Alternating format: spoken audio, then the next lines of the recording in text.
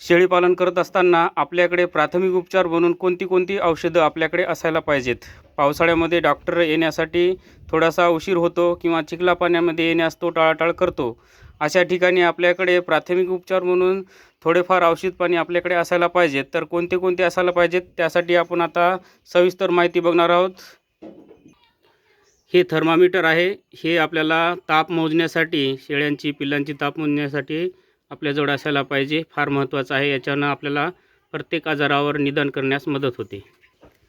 1 ml, 2 ml आणि 3 ml, 5 ml अशा syringe आपल्याकडे असायला पाहिजेत, जेणेकरून इंजेक्शन द्यायला चांगली मदत होईल. पिल्लांना दूध पाजवण्यासाठी हे निप्पलवालं अशी जर छोटी बॉटल असेल तर आपल्याला थोडीशी मदत होते. पावसाळ्यामध्ये शेळ्यांना तोंड फार येते, त्यासाठी आपल्याला हिमॅक्स मलम किंवा चार्मिनल नावाचं मलम हे दोन्हीपैकी एक कोणते असायला पाहिजे. मी जास्त करून हिमॅक्स वापरतो. शेळ्यांचे डोळे लाल झाले असतील, डोळ्यातून पाणी येत असेल, चिपळे येत असतील तर त्याच्यामध्ये तुम्ही हे सिफ्रान नावाचा जर ड्रॉप टाकला 2 थेंब तर त्याचे डोळे 2च ड्रॉपमध्ये चांगले होतात. पावसाळ्यामध्ये जखम झाली असेल तर तुम्हाला हे हळदीचं पावडर पाहिजे. हळदीचं पाणी पण पाजू शकता तुम्ही, कारण ते आरोग्याला खूप चांगलं असतं. शेळीच्या मानेला, कानाला किंवा खुराला जर जखम झाली तर हे जे पावडर आहे याच्यानं लवकर जखम भरी होते असते. जखम निर्जंतुकीकरण करायची असेल खुरामधली तर या पोटॅशियम परमॅंगनेट चिमूटभर घ्यायचं आणि त्याला मगभर पाण्यामध्ये मिक्स करून ते जखम जर धुवून घेतली तर ते निर्जंतुकीकरण होते आणि जखम लवकर बरी होते. जखमेमध्ये आळ्या झाल्या असतील, खुरामध्ये आळ्या होतात पावसाळ्यामध्ये जास्त करून, तर तिथं हे जर टर्पेंटाईन तेल 2 थेंब टाकले तर ती आळी मरून बाहेर पडते आणि लवकर जखम बरी होते. शेळीचं तोंड आल्यानंतर हे बोरॅक्स ग्लिसरीन नावाचं जर तुम्ही लिक्विड तिला लावलं तर त्याचे जे तोंडाचे टपर आहेत ते थोडेसे नरम पडतात आणि लवकर बरे होतात. तोंड आल्यावर हिमॅक्स मलम पण तिथं लावतात. जखम बरी करण्यासाठी तुम्ही मॅक्सटॉल किंवा मेग्लुडाइन इंजेक्शन तुम्ही वापरू शकता. याच्यानं हे जे जखम आहे ती त्याचे त्रास कमी होतो, सूज कमी होते. सुवा, गोचीड, पिसवा जर झाले असतील, पावसाळ्यामध्ये याचा जास्त प्रादुर्भाव होतो, तर तशा ठिकाणी तुम्ही ब्रूट नावाचं औषध जर पाण्यात मिक्स करून फवारलं तर तुमच्या सुवा, गेचूड सगळ्या दूर होतील. शेळीला दगडी झाल्यावर तुम्ही हे तितालियम नावाच्या गोळ्या जर 5-5 सकाळ संध्याकाळ पाजवल्या तर दगडी लवकर कमी होत असते. सडं जर जास्तच खराब झाले असतील दगडीमध्ये तर त्या सडामध्ये हे पेंडिस्ट्रीन नावाची जी ट्यूब आहे ते तुम्ही थोडीशी मधात टाकून जर त्याचा मलम लावला मधामध्ये तर लवकर दगडी कमी होत असते. दगडी झाल्यावर सडं खालीवरी झाले असतील, दूध कमी येत असेल किंवा तुमची कासाचा विकास करायचा असेल, कास मोठी करायची असेल, सडं मोठे करायचे असेल तर तुम्ही हे थनियाच नावाचं औषध तुम्ही देऊ शकता 5-5 ml सकाळ संध्याकाळ. शेळी विल्यानंतर तिचा गर्भ चांगला स्वच्छ करायचा असेल आणि लवकर माझावर यायचे असेल तर युट्रोव्हेट नावाच्या टॅबलेट किंवा औषध तुम्ही पाजू शकता. त्याच्यानं लवकरात लवकर तिच्या गर्भातलं घाण निघून जाते आणि योग्य वेळी माझावर येत असते.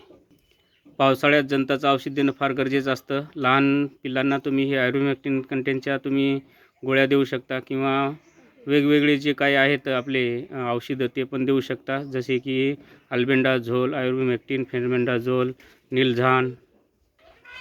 पिल्लांना दूध जर जास्त झालं असेल, अपचन होत असेल तर ही पिंकू ग्राईक वॉटर तुम्ही 5-5 ml जर पाजवली तर त्यांचं पोट साफ राहतं. तापीसाठी मेलनेक्स प्लस टॅबलेट तुम्ही वापरू शकता.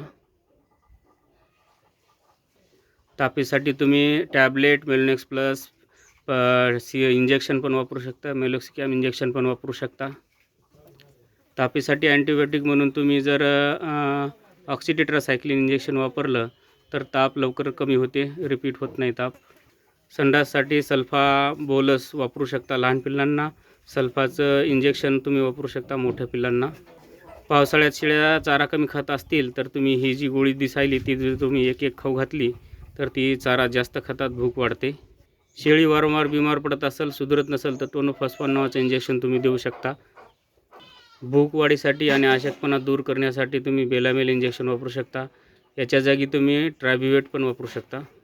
स्किन रिॲक्शनसाठी झीट किंवा एव्हिल इंजेक्शन तुम्ही वापरू शकता. जास्तीचे डोस झाले असतील इंजेक्शनचे तर ते मेंटेन करण्यासाठी हे इंजेक्शन कामी करतं. सर्दीसाठी एन्ड्रोफ्लॉक्झिसिन इंजेक्शन तुम्ही वापरू शकता. मोठ्या जनावरांसाठी वापरलं तर लवकर फायदा पडतो. सर्दीसाठी लहान पिल्लांना तुम्ही जर मेरिक्विन नावाचं औषध पाजवलं तर सर्दी लवकर कमी होते. स्किन प्रॉब्लेम असेल तर तुम्ही तिथं जंटामायसिन जर इंजेक्शन वापरलं तर स्किनचे जे काही प्रॉब्लेम असतील ते सॉल्व्ह होतात.